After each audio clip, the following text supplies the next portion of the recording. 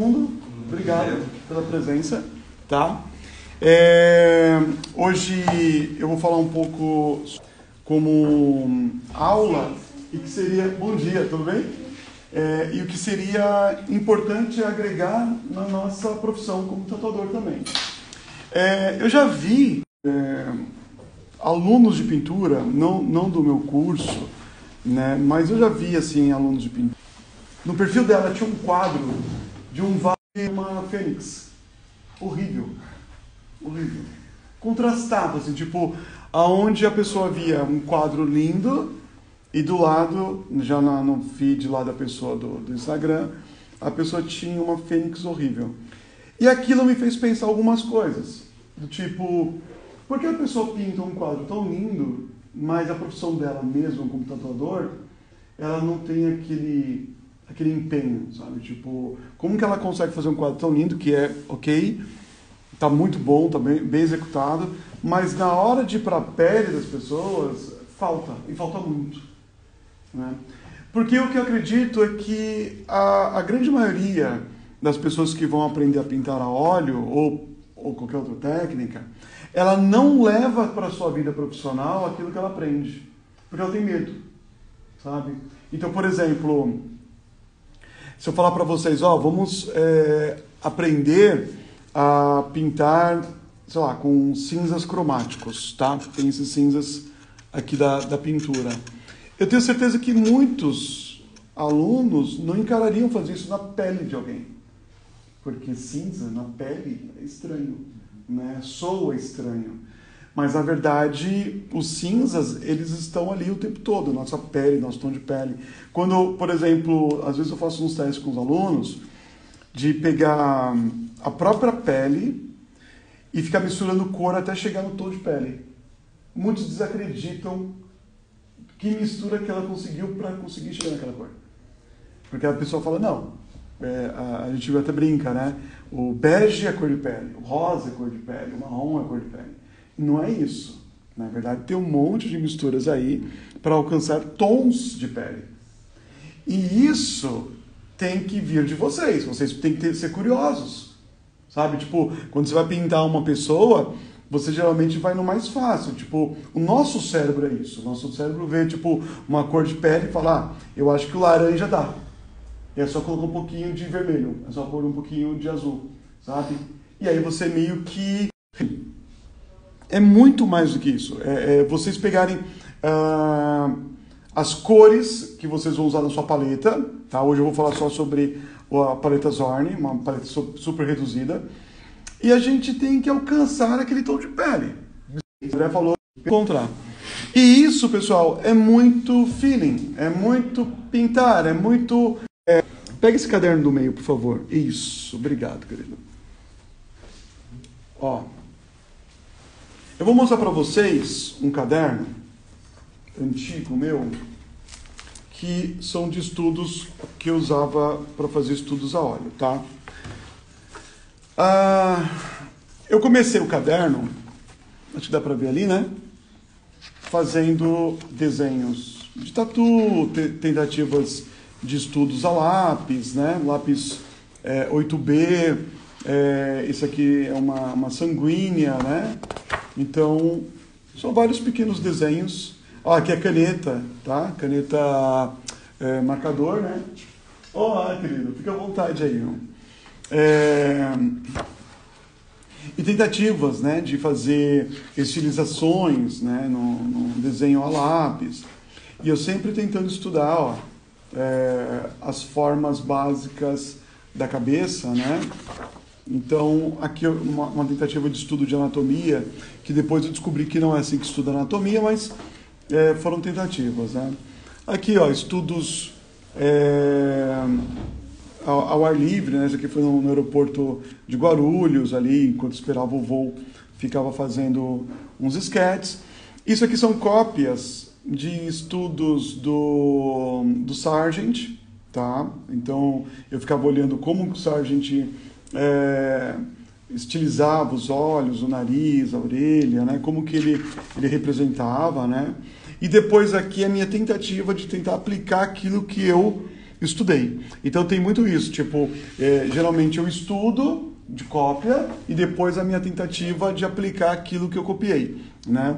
Então aqui é uma paisagem, aqui nessa época eu estava muito na aquarela, então eu estava fazendo estudos mais simplificados, né? Que foi em Firenze e outras paisagens lá em Firenze também, mas sempre tentando entender um pouco da parte anatômica, sempre copiando livros de anatomia, ó, né? Que funciona até um certo ponto, mas não sustenta o nosso desenho, tá? E eu continuei, ó, mais estudos daqui voltado para aquarela, então vocês percebem a muvuca que tem aqui, mas sem colocar os personagens em si, tá? E eu fui testando esses desenhos de tatu e tudo mais, né? Desenhos de observação, até que o caderno começou a virar um caderno de estudo a óleo. Esse aqui é um caderno Moleskine, tá? É um caderno que eu amo a folha do Moleskine, tá? Tem uma espessura legal e ele é bem liso, né? Para se trabalhar. E aqui, já começando esse caderno a estudar óleo, comecei a anotar algumas paletas. Foi numa época que eu fiz um curso com o Nicolas Uribe, então eu peguei a paleta dele, fiquei estudando a paleta do Uribe, e eu fui testando também outra forma de desenhar para pintar óleo, sabe? Tipo, eu fui estudar uma outra forma para conseguir, porque vocês podem perceber que meu desenho é de um jeito aqui, ó. E de repente meu desenho começou a ficar mais com cara de decalque, né? Parece meio um decalcão, né? Aqui nessa folha, eu sei que dá para perceber a tonalização diferente, ó. Aqui é a folha crua e aqui é um gesso acrílico transparente, tá?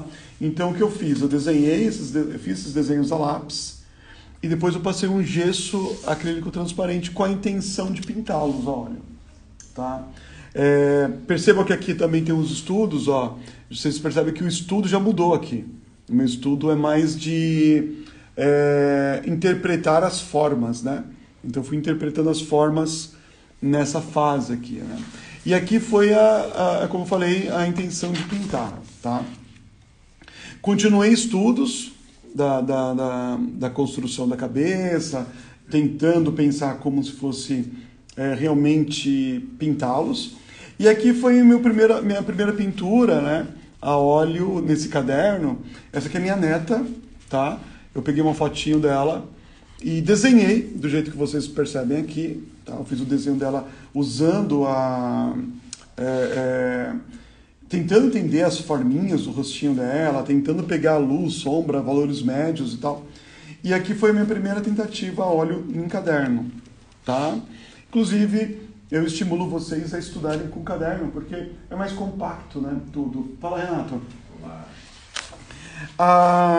E aqui eu vou ficar girando o caderno o tempo todo, tá? Porque enquanto um seca, o outro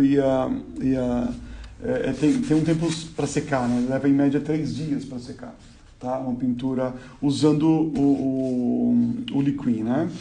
Essa aqui foi uma pintura de observação do natural, então uma pessoa que estava posando para mim na época. E aqui eu estava tentando descobrir cores, sabe? Arriscando mesmo a interpretação das cores. Eu não estava tão apegado ao rosto dele, apesar que ficou ele e tal, mas eu estava mais preocupado em buscar essas informações sobre cores. Então, se eu enxergava uma cor ali, eu não ficava pensando assim, mas será que é isso? Não, eu fui lá e coloquei, sabe? Então, isso tem que ser estimulado no aluno o tempo todo. As cores que vocês observam, vocês não têm que ficar com dúvida, vocês têm que colocar.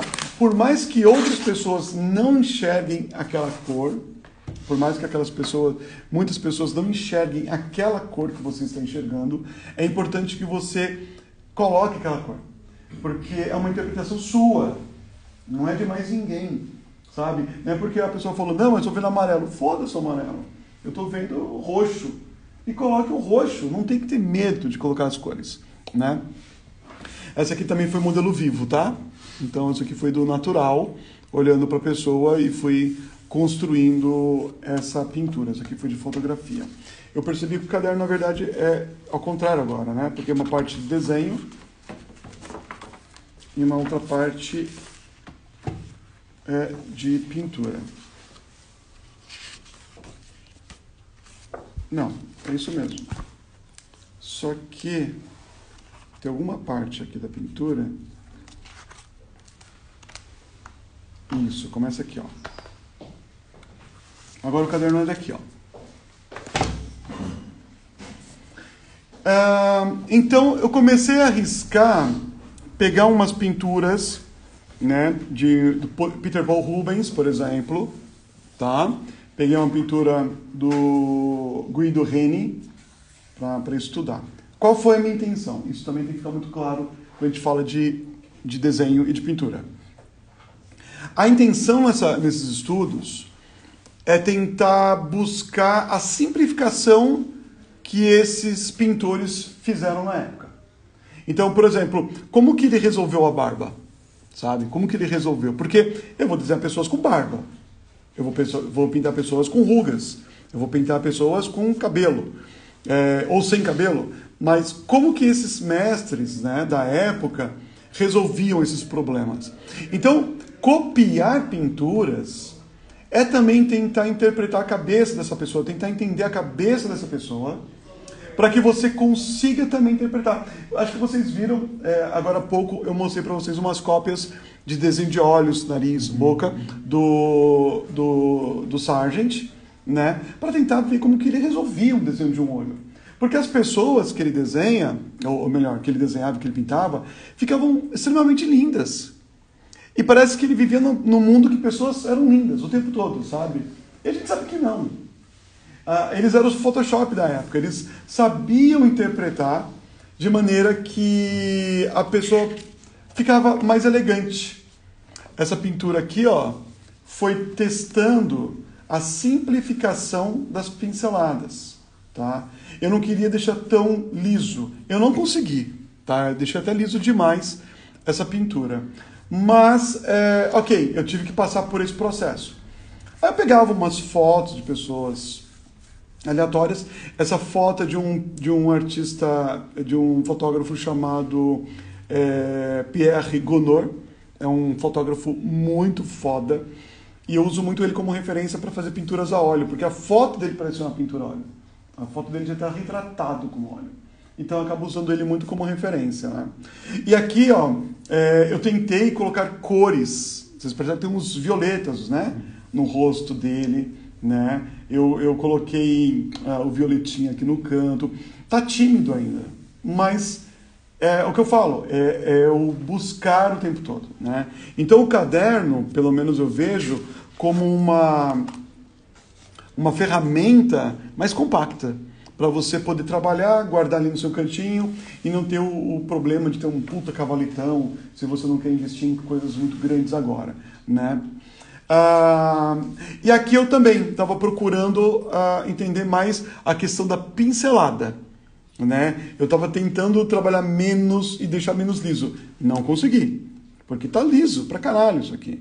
Mas funciona, né? Funciona como... Até peguei e dei uma pinceladinha fora só pra falar, eu sou foda. Não, tipo, eu não tô nem aí, né, cara?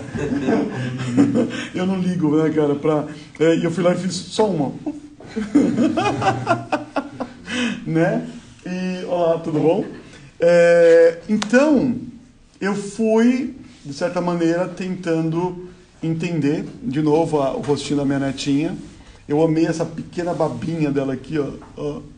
Só querendo uma babinha.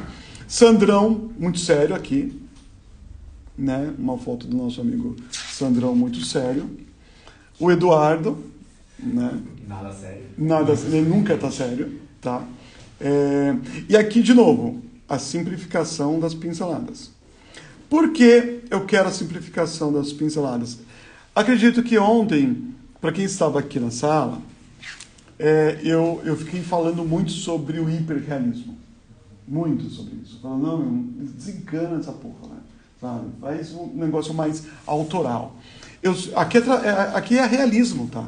Aqui é tratado como um realismo. Só que não é hiperrealismo. Você vê que existe uma estilização, né? A gente vê que tem uma simplificação da forma, né? Eu também quero ficar olhando pro olhinho ali do Bruno e pegando os menores detalhezinhos. Mas a gente tem que se controlar e deixar ser o mais expressivo, né? Possível, né? Então aqui, ó, tudo fotos de amigos, tá? Eu faço fotos dos amigos e eu acabo pintando em casa. Quando não tem a oportunidade de pintar ao vivo ali um modelo, eu acabo pintando retratos de amigos. E isso também tem que ser incentivado, porque vocês muitas vezes falam assim, putz, cara, eu não sei o que pintar, não sei o que fazer. Cara, fotografa os amigos e pinta eles. Fotografa eles ali na trairagem mesmo, sem saberem, sabe? E pinta, cara, sabe? Porque é muito legal você guardar depois os seus estudos e falar, pô, tá aqui é o Douglas, cara, né, cara? Olha aqui o Juliano, o Du, né, cara? É muito legal quando você começa a pegar essas pinturas, que nem o Alex Punk aqui. O Punk nunca é posado, sabe? Nunca. E a foto foi na trairagem, sabe, cara? Eu queria fazer um retrato do Punk, né? Aqui eu já queria trabalhar um pouco mais a questão do corpo, menos retrato, menos cabeça flutuando. E aqui eu queria mais tratar a questão do corpo. Tanto que eu fiz essa pintura aqui de uma imagem da internet para usar também a postura, o corpo. Então, vocês percebem? Eu não estou pintando por pintar. Eu estou buscando objetivos, né? Pintar um corpo, fazer um braço tatuado. Eu queria isso para mim, sabe? Aqui tem muito a questão da simplificação de novo, tá? Eu estava buscando essa simplificação e eu estava na fase de desenhar óculos, né? Como que reage a transparência, os reflexos, né? Lógico que, em contrapartida, eu queria fazer o cabelo dela para ver como funciona, né? Tudo bom, querido? Também comecei a estudar muito a questão de mãos, tá? Aqui, ó, dá para perceber nitidamente a temperatura da pele, né? Como que são os tons nos braços, na cabeça, no colo, no tronco, depois coxas e pernas. Eu estava buscando isso. Então, de novo, eu não vou pintar por pintar. Eu vou buscar tentar entender. Pintar por pintar, assim, é quando eu faço a aula. Porque eu pego qualquer foto, porque o que importa é a demonstração. Mas como que eu vou explicar isso para vocês se eu também não entendo? Sabe? Então eu tenho que ficar treinando em casa. Treinando. Para quando eu for dar aula, eu pegue essas informações e traga isso para a aula. Eu consiga falar para vocês como que eu cheguei em certos resultados. Como que eu cheguei para fazer isso. Eu tenho que errar em casa. Eu tenho que praticar para errar muito. E quando eu chego aqui, eu já sei que eu vou estar mais fácil, né? Conduzir a aula e ter qualquer problema que o aluno passe. Eu falo, cara, eu já passei por isso, a gente resolve assim. Aqui, por exemplo, eu estava até contando quantas pinceladas eu dava para não ficar lapidando demais, sabe? Então, tentando resolver de maneira... Eu peguei vários olhos com conjuntivite, vocês percebem? Eu quis fazer olhos com conjuntivite. E peguei várias e fiquei pintando de maneira mais simples possível, sabe? Quando eu fui pintar o nariz, eu levei um pau. Porque vocês percebem que está mais liso que isso. Daqui está mais pintadinho, aqui está menos pintadinho. Porque foi uma situação que eu falei, puta, mano, é muito mais estreita do que o olho. Então, isso é muito legal, porque ao mesmo tempo isso me alerta, ó, tem que estudar mais isso aqui, tá? Quando você se fode, é a hora que você tem que estudar mais aquela parte, né? Então, ó, nosso amigo Sérgio, né? Aqui eu já queria começar a estudar um pouco de ambiente, tá? Então aqui, o Sérgio é uma desculpa para pintar, né? Na verdade eu queria pintar o ambiente, eu queria fazer a nossa pia que nós tínhamos no antigo lado B, eu queria a cor do chão, a parede, né? Então eu não queria... Aqui é mais para testar um pouco da textura. Aqui, tá? É bem texturizado. Eu vou falar sobre isso daqui a pouco, tá? E aqui, ó, de novo, qual que foi o intuito desse estudo, né? Além de estudar valor tonal, é o meu estudo de várias pessoas no mesmo ambiente. De novo, tentando reproduzir. Só que, para ser mais simples, eu peguei umas fotos preto e branca, né? Do Lampião, do bando do Lampião, e eu fiquei pintando de maneira simples. Outra coisa que vocês podem notar, a falta de informação. Né? Tem pouquíssimas informações aí. As roupas estão simples, o rosto está muito simples, e essa falta de informação não impede de você ter uma boa leitura. Você está lendo e você está entendendo o que está acontecendo, não é verdade? Então, por isso que o hiperrealismo é quando você coloca muita informação e meio que joga na cara da pessoa todas aquelas informações desnecessárias. Sendo que, com pouca informação, a gente tem uma boa leitura já. Né? Vamos lá para a próxima página. Ó, estudo das mãos, temperaturas, valores tonais, buscando cinzas cromáticos, né? Vários cinzas cromáticos. Então, tem cinzas violáceos, tem cinzas verdáceos, tem vários cinzas diferentes aqui, tá? Nessa questão aqui eu quis mais a temperatura da mão em questão de tendões, veias e a temperatura da pele, né? Então, vocês veem que está muito simples a pintura, mas olha como vocês conseguem ler que isso é uma mão, né? Dá para entender que é uma mão. Então eu não precisava mais ir lá e ficar tentando fazer os poros dela. Ela já está facilmente legível, né? Aqui foi o estudo de cor de pele negra, tá? Então essas fotos tem também no próprio Google. E as luzes dentro das sombras, né? Então tem uma sombra aqui no rosto dela. E tem umas luzes lindas, né? Então, quando eu vi essas fotos bem emotivas, né? Até porque os rostos deles trazem uma emoção, né? Não é um rosto apático, né?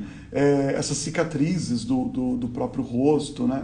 Então, essas temperaturas de pele, não considero um bom estudo, mas eu tive que fazer esse estudo, sabe?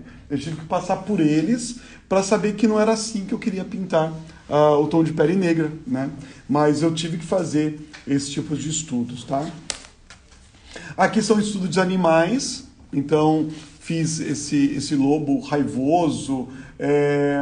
Qual foi o intuito? Não é só animal, é tentar interpretar como que eu conseguiria fazer a textura do pelo sem ter que desenhar pelos, né? Isso a gente fala sempre na pintura. Como que a gente vai conseguir interpretar o pelo sem ter que ficar pintando o pelinho, sabe? Eu vejo muitos pintores hiperrealistas de animais, cara, dá dó de quantos pelinhos que eles colocam, fica lindo, no final fica uma puta foto foda, mas não precisa disso, sabe? A gente consegue interpretar, são dois animais diferentes, a gente consegue interpretar suas feições, né? Com bem menos, né? São estudos que eu gosto, tá? Como eu falei, são estudos mais antigos que eu gosto, mas que eu interpretaria também hoje de outras maneiras, né? Graças a esses estudos, eu consigo hoje pensar de modo diferente, né? Mas eu tive que arriscar. E vocês podem perceber, esse caderno aqui está cheio deles, desses estudos, ó, estudo de rosas, né? Mas eu tenho outros cadernos, tá? É que eu não achei, eu ia trazer outros cadernos, mas ainda bem que eu não achei, porque eu ia ficar falando sobre eles muito e eu não conseguiria fazer uma boa demonstração, tá? Aqui foi modelo vivo, tá? Então, você tem um tempo para pintar, tem que ser muito mais rápido, a sua interpretação ali é você com o modelo e não tem uma foto já dizendo que você tem que pintar. Então, aqui é muito mais difícil a questão de você buscar essas sensações do natural. São duas pinturas feitas do natural também, tá? Essa mulher e esse cara são do natural, são posados, tá? Mas é muito rico você olhar uma pessoa de perto e tentar fazer sua própria interpretação usando ele, porque a pessoa está se mexendo, a pessoa coça o nariz, a pessoa, sabe, cansa, né? E aqui também são dois modelos vivos, tá? Aonde eu vou buscar também onde estão aquelas cores, aonde está aquelas informações. Cada pose total foram de 2 horas, né, vovó? Você lembra? 3 horas cada. Cada sessãozinha era 3. Cada 3 horas. Só que com descanso, tá? O modelo fica 20 minutos, descansa 20 minutos posando, fica ali uns 5 minutinhos de boa, depois mais 5 minutos, mais 20 minutos posando na mesma pose. A gente marca no chão aonde está o modelo, a gente marca toda a pose dele com fitas, né, pra deixar. E aí quando ela vai posar, a gente fala, não, vira só um pouquinho pra lá, aí tá certo, vambora, sabe? Então a gente vai fazendo sessões com o próprio modelo, tá? Aqui eu fiz 3 sessões com a modelo, tá? E aqui foi de fotografia, já pensando também, ó, em outras pessoas do lado, ambiente, né? E aqui foi aquela que eu comecei o caderno, também foi modelo vivo, foram 2 sessões para chegar nesse resultado, tá? É a mesma modelo, né? A mesma modelo, exatamente. Ficou bem... dá para perceber o... E é legal que foram 2 modelos e as 2 eram Luísas, né? Lembra? A gente não sabia quem era Luísa quem. Ó, de novo, estudo de óculos. Ó, eu peguei essa foto por causa do óculos dele, né? Para interpretar o óculos. E chega um momento que eu não me interesso tanto pelo resto. Eu quero mesmo dar uma sensação de óculos, porque a minha ideia nesse estudo foi o óculos, sabe? Tipo, é pintar o óculos. Então vocês têm que colocar objetivos na pintura, né? Tipo, putz, cara, eu quero conseguir fazer um bom retrato. É um bom retrato? Então vocês vão ter que ficar pintando retratos, cara. Que essas pinturas na parede aqui são minhas, as 4 de cima, como demonstração. Ali eu estou explicando para os alunos as passagens, né, de camadas até conseguirmos um volume correto das massas, né? E é isso que eu vou tentar mostrar um pouco para vocês. Mas vocês percebem que o estudo que eu estou mostrando para vocês aqui no caderno é um estudo aonde tem objetivo, sabe? É um objetivo. Eu quero alcançar tal resultado, né? Ali é uma pintura da minha mãe com a minha neta, que está ali, ó, tá? O objetivo dessa pintura foi o tipo de pincelada. Foi como que eu queria demonstrar isso para as pessoas. Eu não queria fazer uma pintura lisa. Já essa pintura aqui, né, dessa mulher negra, eu queria sim que ela ficasse mais lisa, a pintura, sabe? Eu queria. E foram feitas de maneiras diferentes, né? Essa aqui foi feita no estilo alla prima, tá? Ou seja, de primeira, começa, pinta e termina. Já aquela mulher, ela tá feita a gente chama de pintura indireta. Quando a gente faz as pinturas em tons de cinza e depois a gente vem com cor por cima, tá? E a gente equilibra essas cores. Então é chamada de pintura indireta e essa é chamada de pintura direta, tá? A pintura indireta é um pouco menos usada pelos pintores mais contemporâneos, mas quando você pensa numa peça muito mais complexa, eu acho que é uma saída muito legal. Você se preocupar com o valor tonal, se preocupar com o tema em si, e depois pensar em cor, né? Temperaturas depois. Agora, se o trabalho é um pouco mais rápido, eu acredito que a pintura direta é um pouco mais expressiva e é menos difícil de controlar. Tudo bom, querido? É menos difícil de controlar as cores de sombras e temperaturas. Porque você vai direto já com a cor e com a temperatura.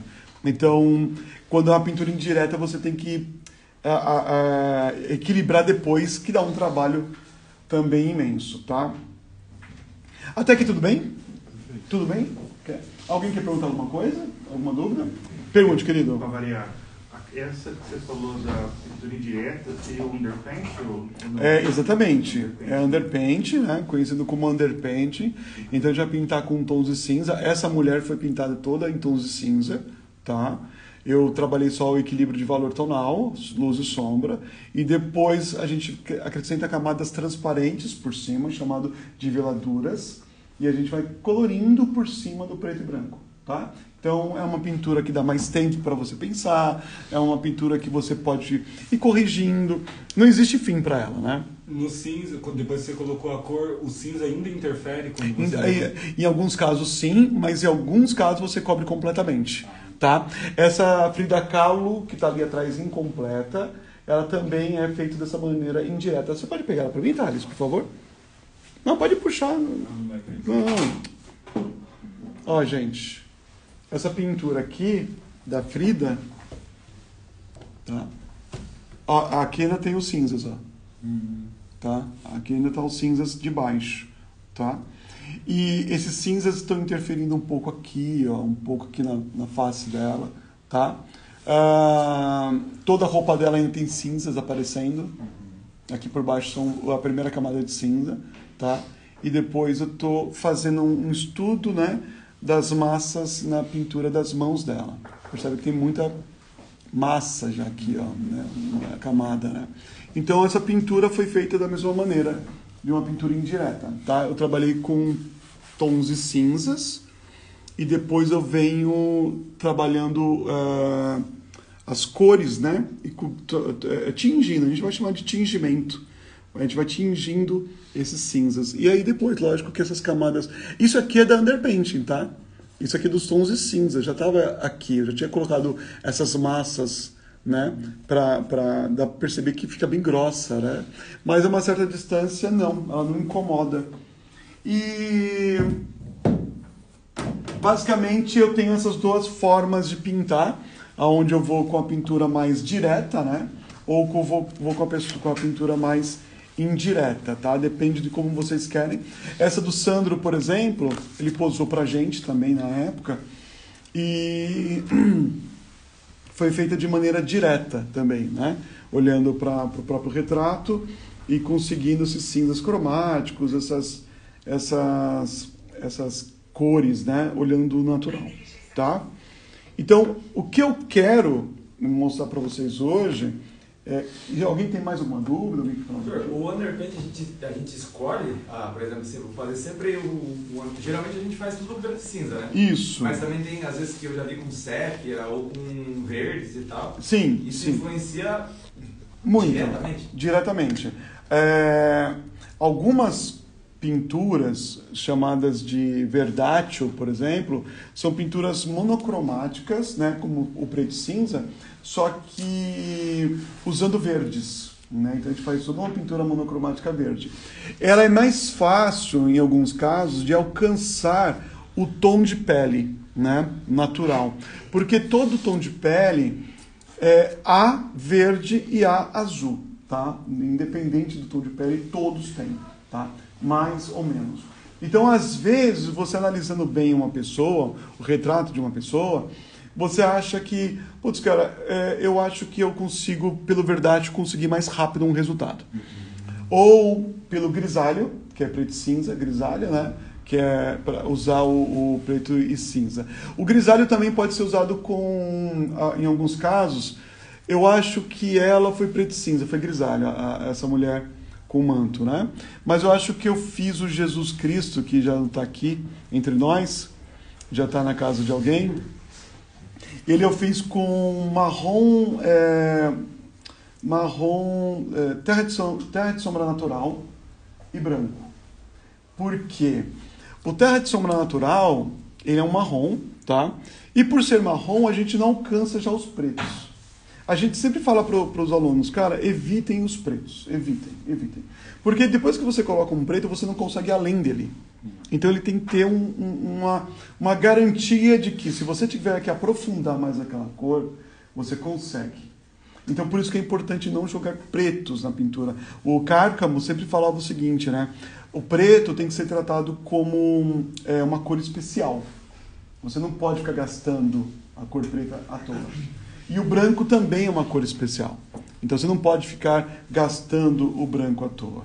Por isso que quando a gente vai pintar, o preto, ele serve sim para escurecer, para desaturar, né? Mas ele não pode ser visto como uma cor única para escurecer. Nós temos que achar outros recursos para conseguir escurecer.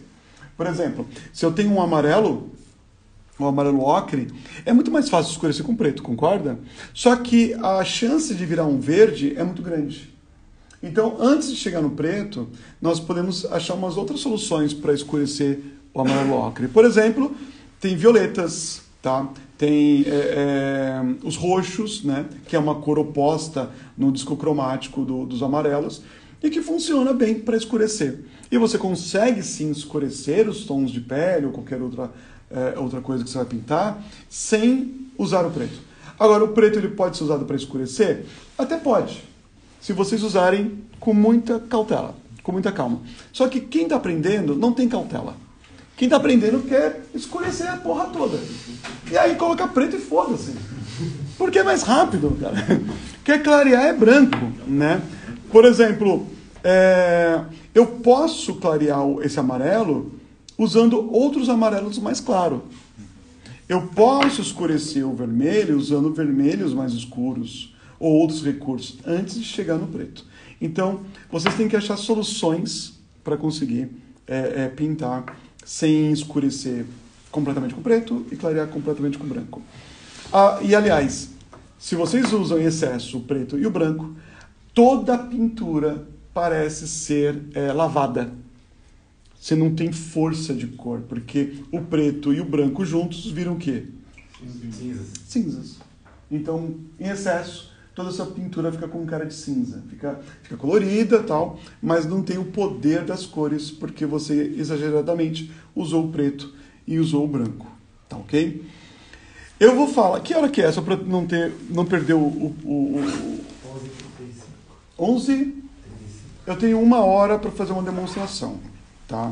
Quem quiser ir perguntando durante a demonstração, pelo amor de Deus, façam isso. A demonstração que eu vou fazer é com uma paleta uma paleta reduzida, tá? Chamada paleta Zorn, que são essas 4 cores aqui, ó, tá? Eu acredito que qualquer pessoa que esteja entrando na pintura, ela primeiro tem que dominar essa paleta. Essa paleta é muito importante. Somente com branco, tá? Branco titânio. Aqui eu estou com preto de Marte, mas também pode ser preto marfim. Eu vou usar vermelho cádmio claro, é uma cor super difícil de usar, tá? Porque o cádmio é muito forte, o cádmio claro, ele ele mancha muito fácil, tá? Então ele é muito difícil de dominar. E o amarelo ocre, que é muito insosso, tá? Ele não é vibrante, ele não é a um valor alto, ele sempre vai se permanecer no médio, tá? Então, com essas 4 cores, dá para fazer tudo? Não dá. Mas dá para pintar tons de peles incríveis e qualquer tom de pele que você quiser, tá? Desde peles negras, peles mais brancas, né?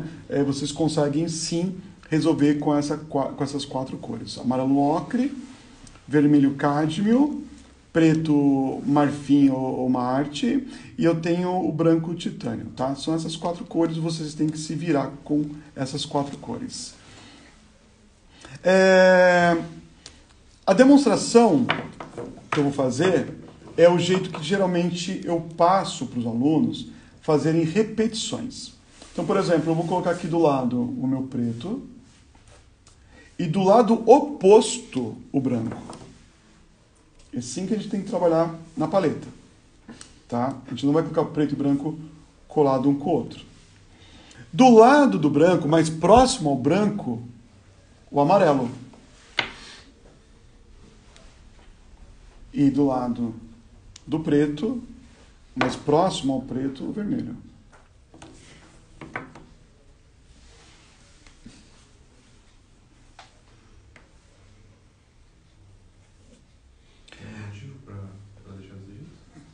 Organização. Porque aqui eu começo a escurecer e vai clareando. Então eu vou trabalhando a minha paleta para que eu organize uma área mais com luz, os tons médios e os tons mais escuros. Tá? É mais para organizar. E pode ser que no meio do trajeto a gente perca esses caminhos. Tá? Mas tem alguns pintores que são eles são bem concentrados em manter um lado mais com luz, um lado mais com sombra. Aqui eu estou usando o Liquid Gel, tá? Da Winsor & Newton, está aqui já na minha paleta. tá? Isso aqui é um medium, tá? E o medium vai servir como se fosse o veículo da tinta. Ele vai fazer com que a tinta percorra mais nas pinceladas, tá? Chamado disso de veículo. E ela também vai fazer com que a tinta seque mais rápido. E o mais rápido, quer dizer assim, dependendo das cores que vocês vão usar, o mais rápido é tipo 3 dias, tá? Isso é o mais rápido. É o mais rápido. Tem cores que vai secar antes e tem cores que vai secar um pouco depois, mas ele é um medium que ajuda a fazer a pincelada correr mais, dar mais brilho para a cor, e ele faz secar mais rápido. Então, geralmente 3 dias. Por isso que eu acabava usando 2 cadernos de desenho, porque eu ficava com um pintando, eu tinha uma outra folha para pintar, depois abria uma outro caderno, pintava uma folha, então era o tempo de voltar para o outro caderno, tá? Para engrossar a tinta, eu estou usando carbonato de sódio, tá? Não é bicarbonato de sódio, é carbonato de sódio, tá? Ele vai ficar aqui, eu vou mostrando para vocês como eu utilizo em todo o processo. Eu vou fazer um resumo bem simples, bem simplificado. E EcoSolve, tá? Para diluição e limpeza dos pincéis. Eu vou fazer uma demonstração muito rápida aqui do que eu penso na pintura como processo, e aí depois eu vou fazer o retrato, tá? Estou pegando preto, misturando com vermelho, para criar um marrom avermelhado, usando muito EcoSolve e pegando um pouco de amarelo ocre. O amarelo ocre, ele é uma tinta muito opaca, então ele tinge muito fácil. Vou pegar um pouco mais de vermelho e eu vou fazer um teste na minha paleta. Não vou usar branco, tá? Ó, esse marrom avermelhado, tá vendo? Então aqui tem o preto, só que ele não aparece. Concorda? Então ele pode ser usado desde que ele não apareça. Aqui tem ocre, amarelo ocre, e aqui tem o vermelho cádmio claro. Eu vou falar sobre o processo primeiro, como que eu penso para pintar, tá? Vamos pensar numa esfera, bem simples. Eu vou pegar e eu vou começar com uma sombra.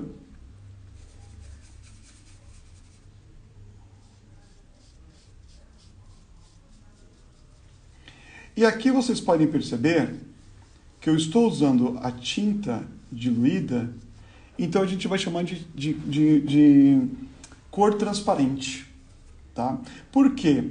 Aqui a gente consegue ainda perceber a textura da tela. Posso pintar tudo? Pode, se quiser pode. Eu não quero fazer isso porque muitas vezes você vai ter que ficar colocando tinta sobre tinta e acaba perdendo um pouco a textura e você não consegue andar direito com o pincel. Eu vou economizar, tá? Então aqui embaixo eu começo com um preto, vermelho cádmio claro e amarelo ocre para fazer essa sombra. Tudo bem? E a gente vai chamar de cor transparente. O próximo estágio da pintura, né, então isso aqui, por exemplo, eu vou nas áreas mais escuras do rosto, eu vou ali no olho, eu vou ali no nariz, talvez o bigode, a barba, a roupa dele talvez. Eu meio que pego essas partes mais escuras e trabalho com essa tinta transparente, tá? O próximo estágio é com a tinta menos transparente, porque ela está começando a querer entrar na luz. Então, o que eu vou fazer? Eu vou pegar uma tinta um pouco mais espessa,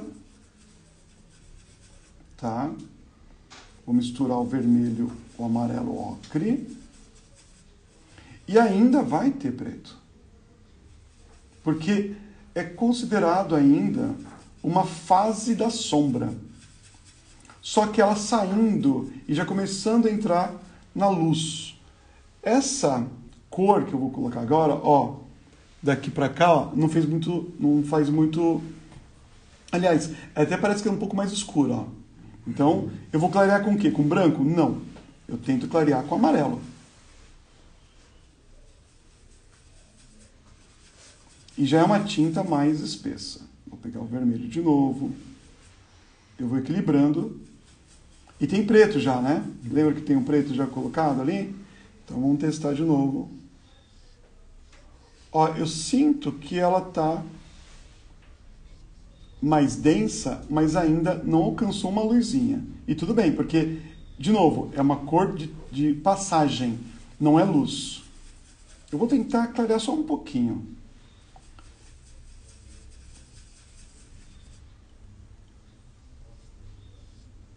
Já tem alguma vibração ali, ó. Né? Já tem uma vibração. E é fraco.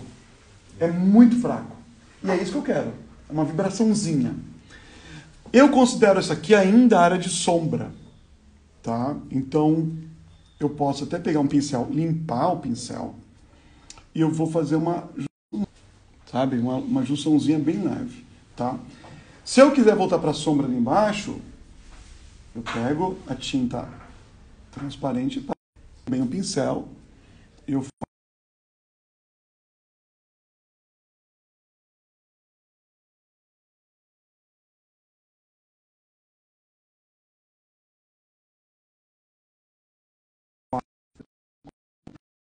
mais espessa.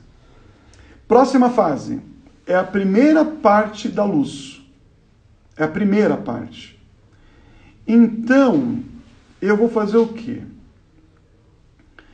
Para ficar mais interessante, lembra que aqui é transparente? Aqui é um pouco mais espesso?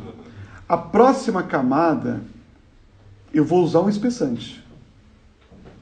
A camada próxima eu vou usar espessante. E que vai ser o espessante? O nosso carbonato de sódio. André, não te compra esse carbonato de sódio? Na Mercado Livre. No Mercado Livre vocês encontram. É baratíssimo. Ó, ele vai virar uma pasta muito grudenta. E ele é transparente, tá? Ele não altera a cor. Então, às vezes, você pensa, putz, vou jogando uma cor. Ele não vai alterar. E eu vou misturar com pincel, com espátula, porque Estragando o seu vídeo. com o pincel, a gente acaba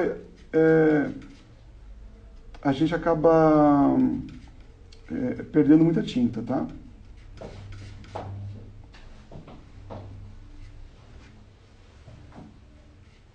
Professor, e o carbonato aí, ele não reage com a superfície? Ou tem que ser só em tela mesmo para poder usar ele?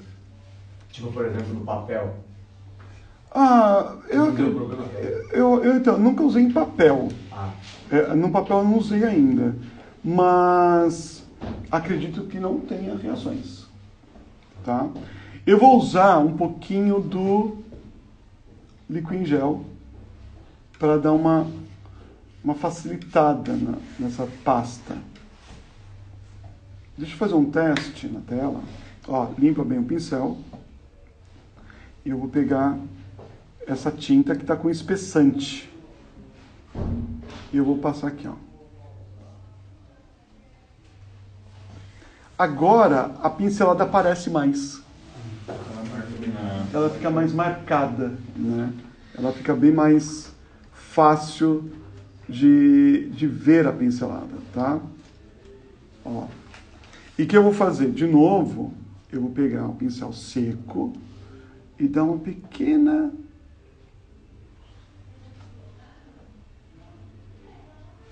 mesclada. E agora eu vou para a luz mesmo. Eu vou para uma área muito de luz. Então, de novo, eu vou pegar. Vou até pegar essa mesma cor. Agora eu vou colocar branco. Deixa aqui um pouco mais do ocre primeiro. Vou pegar branco, bem pouquíssimo. Lembra que o branco tem que ser pouco, o preto tem que ser pouco. E eu vou pegar mais espessante. Ó. Isso, agora vai virar uma massa dura, ó. E aí eu uso o recurso do Liquin para dar uma facilitada para conseguir pincelar melhor. Vou pôr um pouquinho mais de branco, um pouco mais de espessante. Então, o que eu quero dizer? Quanto mais a gente vai para a região das luzes, a gente vai colocar mais do espessante, né?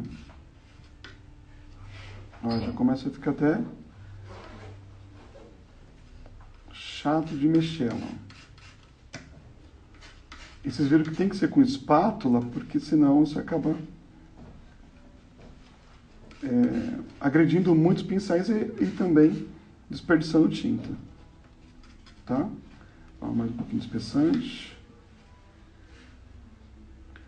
Olha como a tinta fica ruim de mexer. Você mede isso pela própria textura? Isso, como eu já coloquei o anterior, eu quero que seja muito mais, né?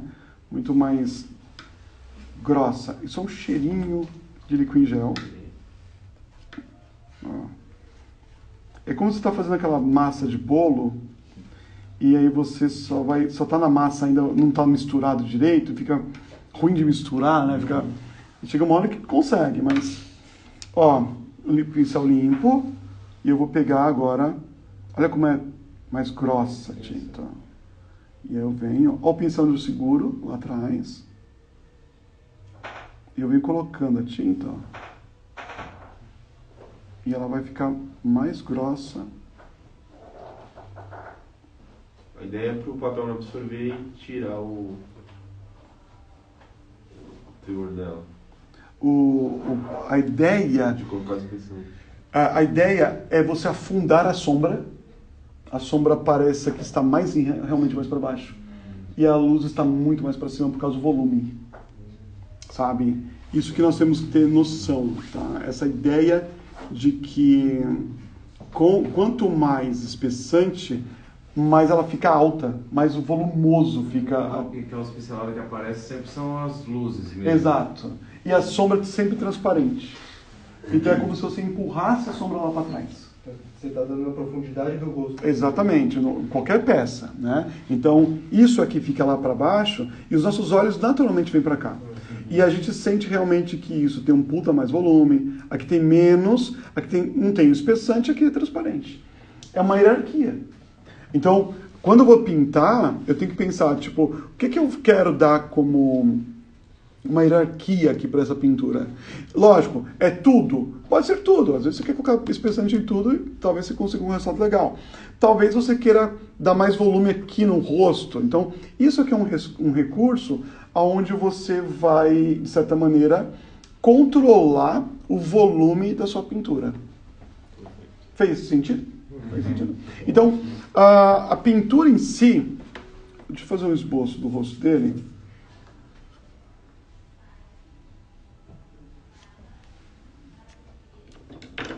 A pintura é o seguinte. Aí, isso aqui é um processo.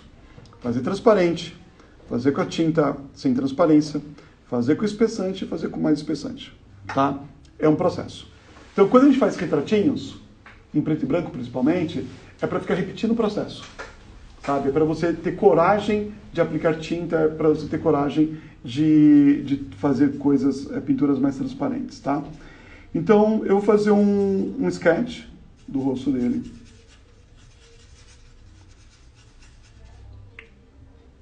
Eu vou usar uma construção bem simples. Aquela de 10. Vai passar de 10 traços, né? 10 traços.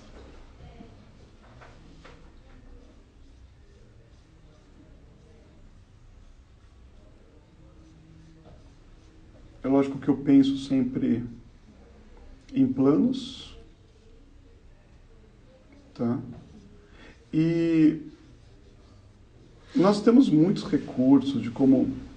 Isso aqui, só isso que eu estou fazendo, já é uma aula de você ter que pensar assim, mano, eu vou fazer uns 20 retratos assim do jeito que ele está desenhando. Não passar adiante, sabe? É fazer uns 30 retratos, 50 retratos, assim, ó, pincel lá atrás, tinta transparente, e vai fazendo, cara. Retratos.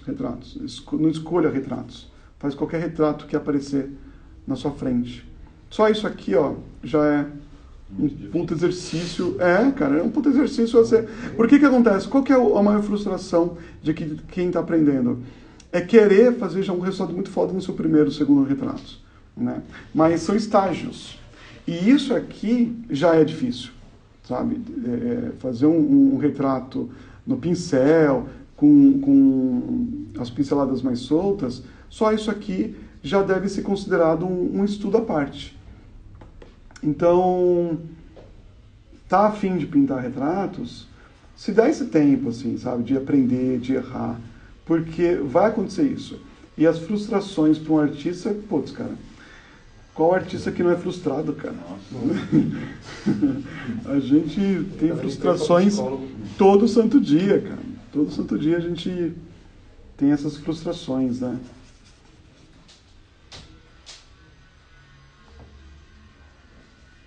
Eu ia fazer o método Rayleigh, mas eu falei, não, cara, deixa. Desanimar mais o povo. Deixa quieto, cara. Não vou falar do método Rayleigh, não. É muita... É outra coisa, é um outro método e tem que ser estudado também. Então, vamos lá. Tinta transparente, tá? A tinta é transparente. Então, eu vou...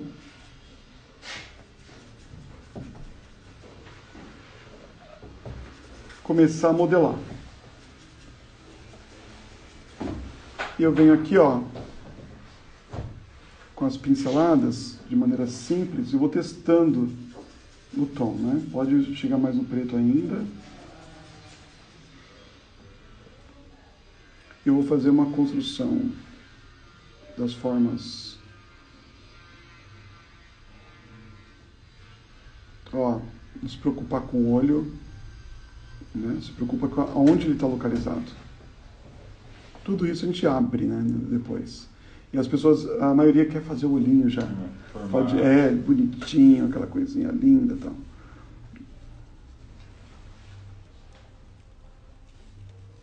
Ó, eu venho meio que consertando o desenho, ó.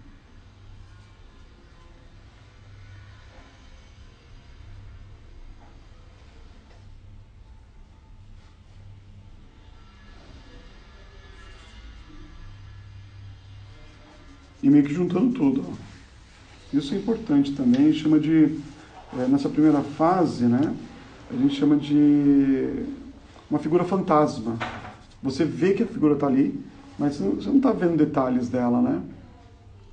Ó, não tem contornos, né? Estou arrumando a forma da estética do rosto dele, né?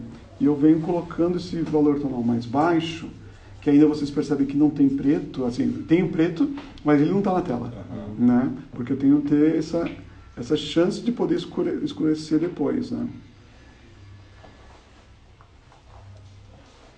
Então, eu já tenho uma fase da pintura que é a fase onde eu considero vocês também estudar isso. E para, a pintura aqui. E aí você já pega um outro retratinho, faz a mesma coisa. E pega outro e faz a mesma coisa. Cara, é 30, 80, 100, até você se sentir confortável e você perceber que você consegue fazer esse trabalho em 15 minutos, sabe? Você está fazendo agora a óleo, mas em qualquer outro Qualquer material... qualquer técnica. Você pode pegar qualquer técnica, qualquer material e meio que parar nessa fase. Porque você quer dominar isso. Se para você isso já está sendo um sacrifício, na pintura não vai ser mais fácil. Então, se você está aqui, tipo, se fudendo para fazer isso, acredite, velho, não vai ser mais fácil na pintura. Então, vamos lá. Eu vou escurecer alguns pontos, preto, vermelho, coloco um pouco de líquido em gel, só um pouquinho mesmo, tá? E eu vou só reforçar as áreas de sombras mais escuras. Ainda é considerado transparente, tá? Porque eu não estou usando espessante, eu estou usando ainda muito medium e muito EcoSolve, né? Estou usando diluente, né? Que... Eu estou ao vivo ainda, gente? Estou, caralho. Pensei que tinha caído já. Vou reforçar um pouco aqui, ó, nos olhos. E com o pincel ainda sem definição nenhuma, porque eu não quero definição.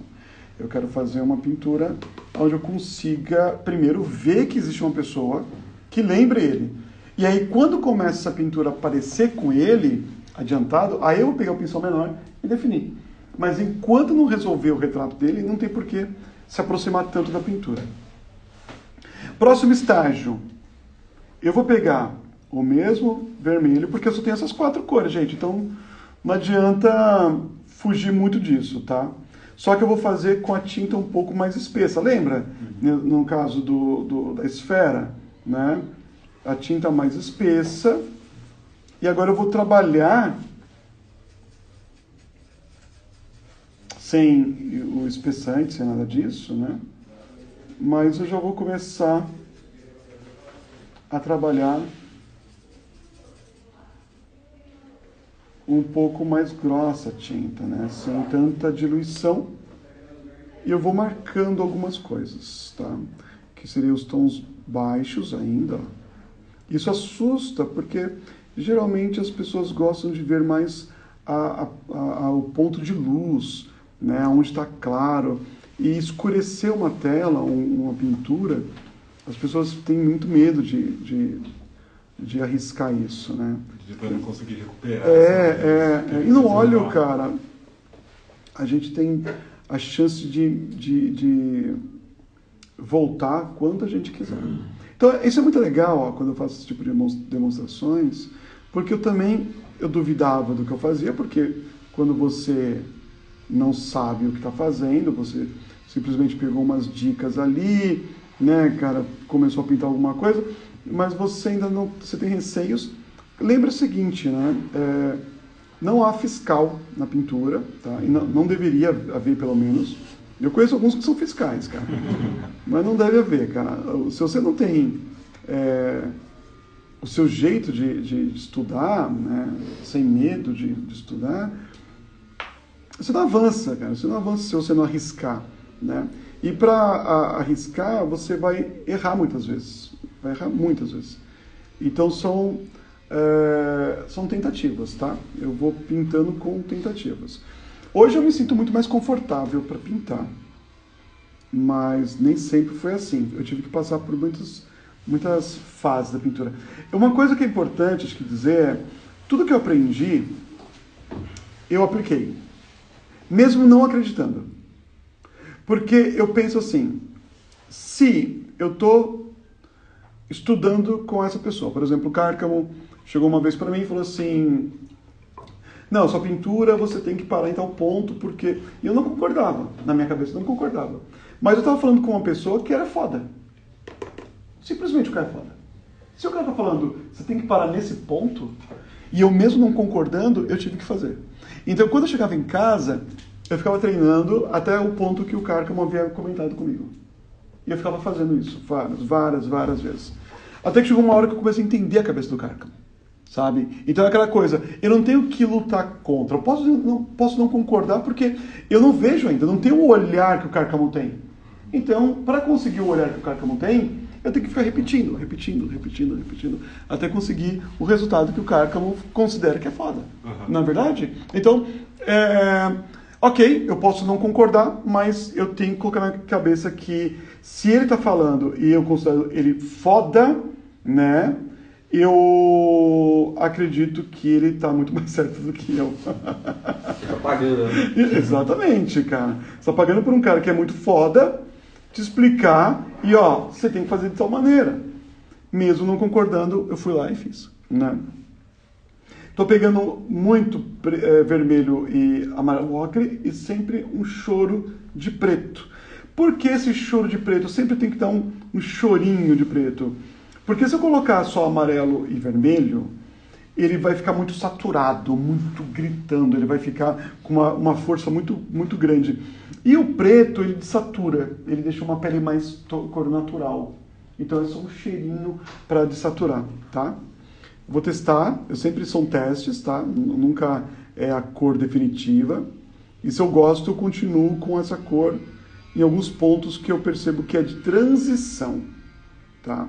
Por isso que é importante os exercícios, né? Porque vocês vão fazer o experimento, vão colocar aquela cor naquele momento, não sabe se exatamente vai ficar ali até o final, mas é uma cor de transição, é uma cor alta, ó. Comparado com o valor anterior, ele já é uma luzinha ali, né? Ele não é uma luz, que foda que eu sou, como eu sou foda, né? Mas a luzinha que tá ali, tímida, mas ela existe, tá?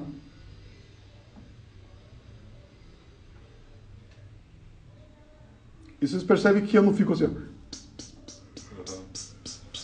Colocar tinta, golpear a tela e vai embora, sabe? Tipo, você vai, coloca a cor ali e vai embora, tá? Você analisa, né?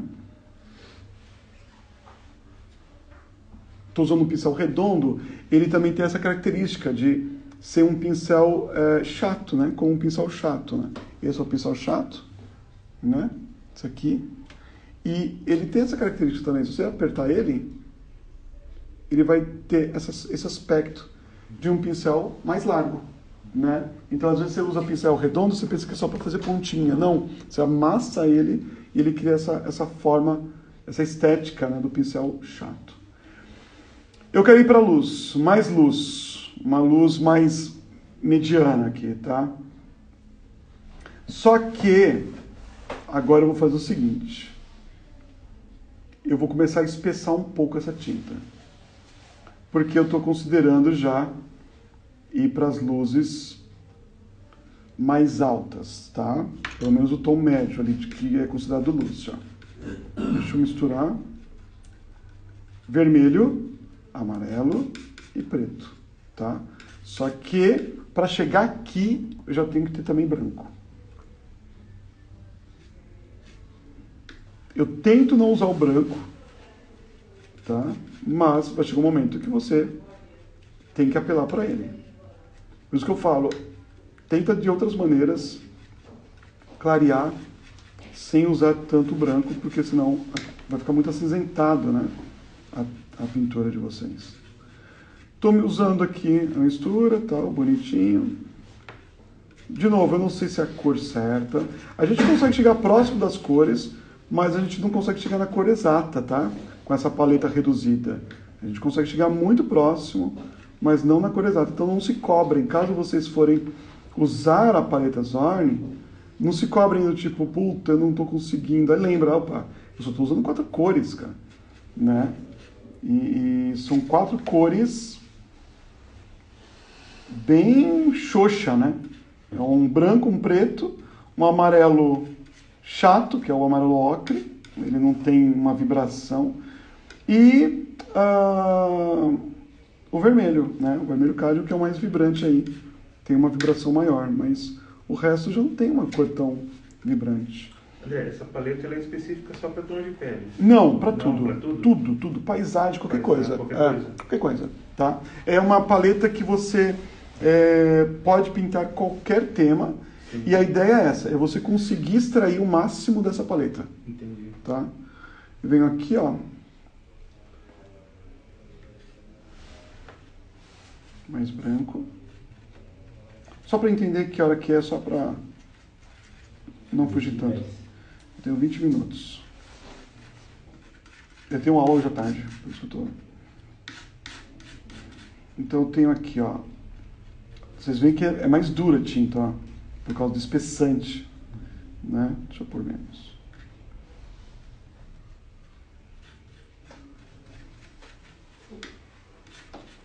Alguma pergunta, gente? Tá de boa? Vamos para essa cor aqui, ó.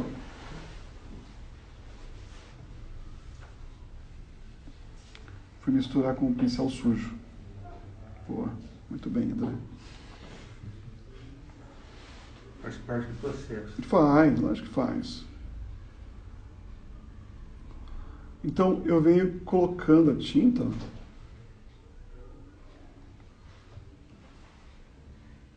que serão considerados meus tons médios agora. Só que são médios altos, tá? Então, ele já faz parte da luz. E a pintura toda é vista ainda como um sketch. Porque, para detalhar, eu tenho que ver a figura colocada ali, né? Eu não posso querer detalhar algo que ainda não está definido.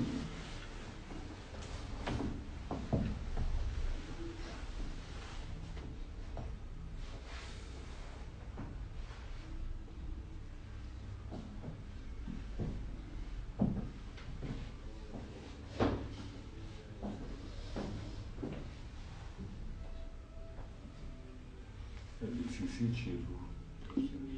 O quê? Bem sensitivo. Ó, você tem uns voluminhos ali, ó. Você sente que já tem um volume. Ele não tá... Não é uma pintura chapada, não é uma pintura que você sente que ele tá plano, né? Ele já começa a ter uns certos volumes, né? E essa tática de vir engrossando na direção da luz é prática. Vamos praticando.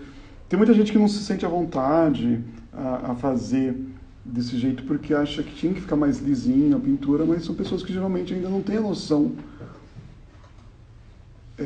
tão legal, assim, uma percepção tão legal do que é uma pintura, tá? Ó, voltei para o valor mais baixo, ó. Agora eu vou colocar o valor ainda mais alto, tá?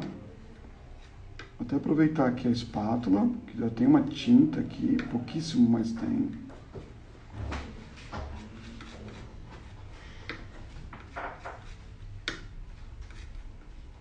Eu vou para o espessante, vou pôr um pouco de amarelo, eu vou pôr um pouco de liquim para essa massa poder andar, senão eu não consigo nem misturar, pelo tanto de espessante que tem.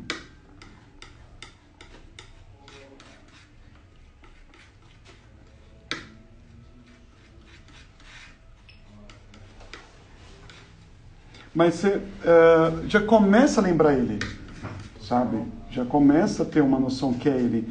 Então a pintura, ela está indo para um caminho que, cara, facilmente eu cubro tudo isso aí, que eu gosto, sempre falo para os alunos, cubram tudo, sabe? Não deixa a tela aparecer ainda.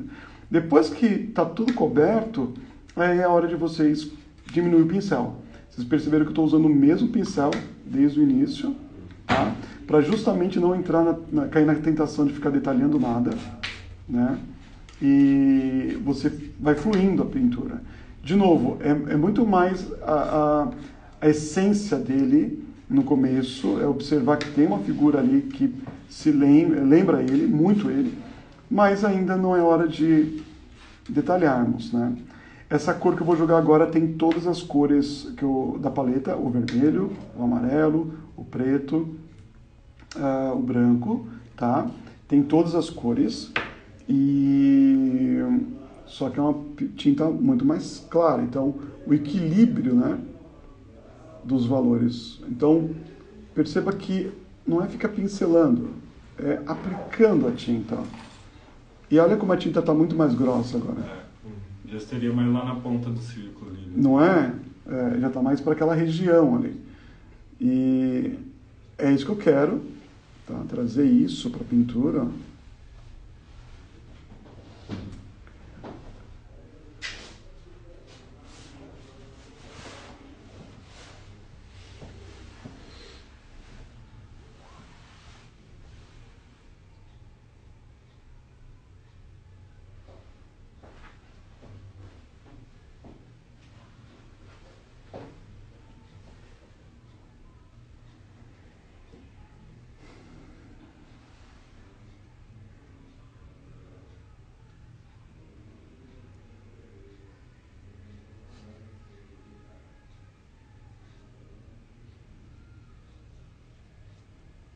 E é muito bom, assim, vocês verem que eu não fico pincelando isso. Eu também tive muito medo no começo, eu achava que tinha que ficar tudo muito lisinho, né?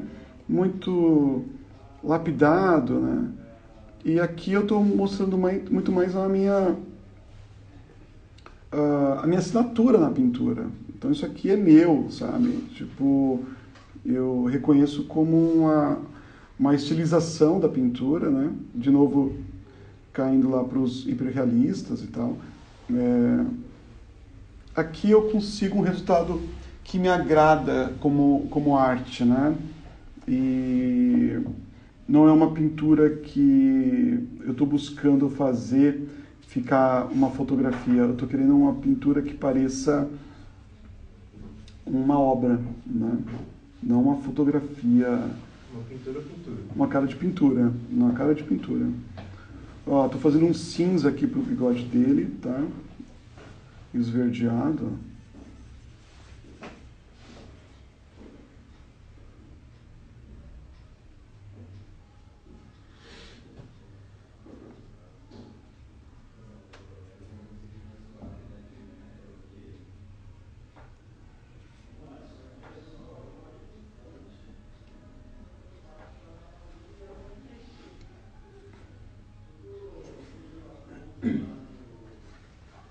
Agora, uma corzinha ali no buço.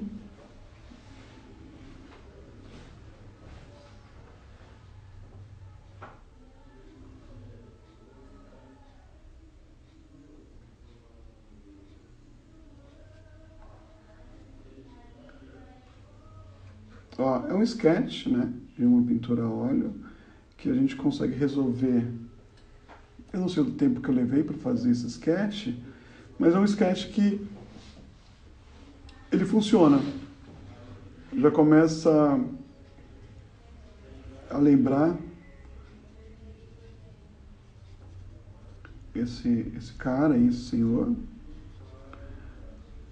E a partir de agora vem a fase de interpretar os detalhes, né? Onde eu vou querer mais detalhes. Também é um estudo à parte, porque eu posso querer focar mais informações em uma parte da pintura e menos em outra, tá? Então, é muito difícil, porque a gente quer focar tudo, a gente quer deixar tudo muito focado, e é muito difícil escolher. Mas, geralmente, retratos a gente foca mais no rostinho, olhos, nariz, boca. Não tem muita escolha, assim, sabe? A gente simplesmente vai lá onde a gente quer realmente que as pessoas olhem e acabou, né?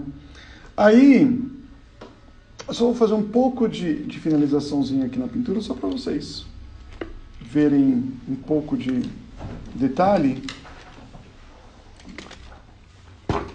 Mas, por exemplo, os olhos dele, eu posso pegar um pouco de preto, ocre, fazer um cinza, já tem branco.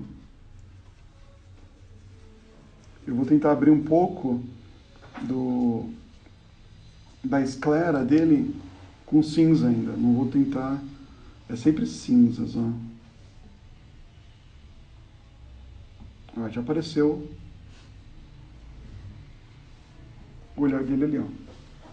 Realmente nunca usou branco. Sempre deu missão de clarear.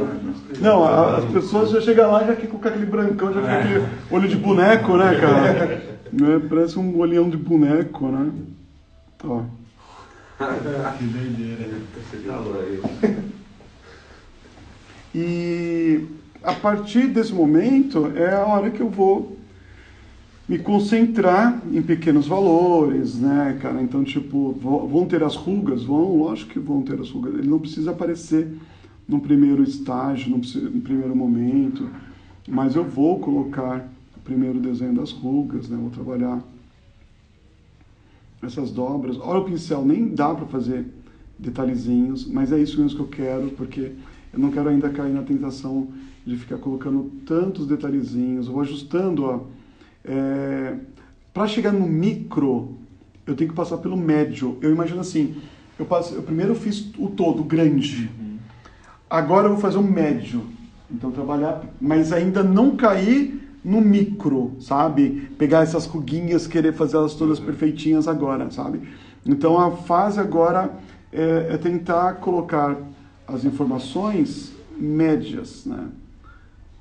Então tem aqui, ó, umas rugas, eu vou colocando, que nem as rugas da testa dele eu posso desenhar, ó, com esses pincéis toscos mesmo, ó. Porque, de novo, é para você não querer detalhar. Então incomoda, quando você está estudando com pincéis assim, ó, muito abertos, incomoda, você fala, não, eu quero meu pincelzinho pequenininho. Mas depois que você acostuma, você fala, cara, foda-se. Foda-se, cara. Porque parece estar bem gostoso para você. Cara, isso. é demais. É uma fase que agora... Por exemplo, aqui embaixo, dá uma olhadinha na TV, não parece que tem uma boquinha? Não compara com essa aqui não, que senão vocês vão achar coisa muito feia. Mas olha pra cá e fala assim, não vê, tem uma boquinha ali escondidinha? Tem bom. Vai ficar assoviando. Acabou. Porque na pintura você vai ficar olhando pra essa boca, cara, e vai tentar resolver essa boca. E foi isso que o Cárcamo falava pra mim nas pinturas dele. Ele falou, meu, você não tá vendo uma boca ali? Tô. Acabou. É isso que eu acho que você tem que pensar, sabe? Tipo, chegar num momento que fala, não, isso aqui não vai ficar do lado. Isso aqui eu não vou mostrar, porque senão vai haver o jogo dos 7 erros. Todo mundo vai querer comparar, né? Eu vou mostrar isso como obra final. E se está funcionando, sabe? É isso que o cara conseguiu me abrir os olhos, foi, cara, se está funcionando, você não precisa de mais do que isso, cara. Não explica, deixa as pessoas olhar e sentir que tem uma boquinha ali, velho. Acabou. Aí você fala, puta que pariu. Mas me incomodava. Eu queria fazer os pelinhos, as boquinhas. Hoje não, cara. Eu olho e falo, putz, tá funcionando, cara. Acho que eu vou deixar por aí e eu vou brincar com outras áreas. Talvez lá na frente, se você se incomoda demais, né, cara? Aí você vai tentando brincar um pouco mais com outras informações ali para ajustar. Mas a princípio, isso aqui já está funcionando. Então, deixo ele lá, cara. Não vou ficar me preocupando mais do que realmente eu necessito para aquele momento, né? A roupa seria um caso à parte também. Será que eu preciso informar tudo isso? Eu tenho que mostrar que ele está com um colete, mas eu preciso detalhar como que eu vou interpretar esse colete, as pessoas olharem para esse colete e perceber que realmente é um colete. Sabe? Como que eu consigo isso? Também é um estudo à parte. Então você vai ter que pegar, muitas vezes desenhar sua roupa, pintar só material que imitem, né, o metal. E gastar cadernos, pessoal. Gastar cadernos, como eu mostrei para vocês do meu caderno, um dos meus cadernos, tá? Eu não achei os outros, eu devo estar perdido por aqui ou lá em casa, não sei. Mas vira e mexe eu mostro. Eu fiz até um desenho, uma pintura, no meu caderninho, um caderninho menor, bem menor que esse que eu mostro para vocês. Eu fiz achei uma foto de um show e o cara dando um mosh. O mosh é aquele pulo, né, no meio da galera, e o cara todo jogado, uma par de gente, uns se batendo. Cara, eu pintei aquilo. Eu pintei todo mundo do mosh, sabe, cara? E com pinceladas simples assim. Só que quem olha, porque é uma pintura pequena e foi pro Instagram desse tamanho, lembra até uma foto. Porque quanto menor ela fica, menos detalhe, mas você consegue ter uma boa leitura daquilo. Então, para mim, naquele estudo, eu consegui interpretar tantas pessoas juntas com menos pinceladas possíveis, né? Aqui eu ajustaria muita coisa ainda, ângulos, formas, espaços, que eu sempre, em todos os meus cursos eu falo sempre sobre ângulos, formas, espaços, tá? É a base para uma boa construção, ângulos, formas e espaços, tá? E com esses 3 pontos de equilíbrio, a gente consegue desenhar de observação qualquer coisa, tá? Gente, é isso. Obrigado. Falei. E espero realmente, assim, que vocês... Pessoal do Instagram, obrigado. Tá? Valeu. Um abração a todo mundo aí. Não sei como finaliza, mas eu finalizo aí daqui a pouco. Eu espero realmente que, assim, tanto ontem quanto hoje, eu falei de formas de estudar e como vocês não caírem na tentação de apenas copiar, e sim ter a cabeça para pensar e estudar. Se vocês querem pensar como artistas, vocês vão ter que agir como artistas. É muito mais doloroso, é muito mais... o caminho é muito mais penoso, tá? Mas tudo isso aqui são aquarelas minhas que eu fiz, por exemplo, para salão de aquarela e tal. Levei prêmios, tá? Com muitas das aquarelas que tem aqui. Mas para chegar nisso, eu ficava pintando 3 aquarelas por dia, todo santo dia. Eu tive objetivos e consegui um resultado, tá? Hoje eu consigo me virar bem na pintura. Não sou nem de perto um ótimo pintor, mas o que eu faço já me agrada e eu sei que o caminho aonde eu quero chegar é um pouco mais curto. Só demora, mas é um pouco mais curto. E chegar nesse resultado que eu passei para vocês aqui hoje é por conta de muita tentativa e erro. Então, errem com poucas cores, paletinha Zorn, é facinho. Esse material é bem básico e dá para você equilibrar tudo num pequeno espacinho e estudar. Tá ok? Valeu, gente. Valeu. Tchau, gente.